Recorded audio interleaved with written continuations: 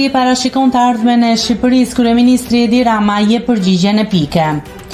Kryeministri Edi Rama u shpreh se Shqipëria nuk arrin dot të bëhet e përsosur si një orë zvicerane, por shtoi se nga ana tjetër, po të bëheshim të tilla, atëherë Shqipëria do të ishte tmerrsisht e mërzitshme. Kryeministri theksoi se do të preferonte ta shikonte Shqipërinë si një Itali të re, ku vizitorët mund të gjejnë kënaqësinë e mikpritjes dhe të ushqimit.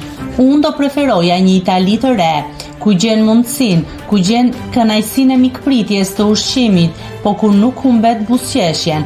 Ne na ka bekuar Zoti, por na ka mallkuar historia, një mallkim ku për të qenë sinqert, kemi pasur edhe kontributin ton për shumë e shumë vite dhe shekuj, u shpreh Rama.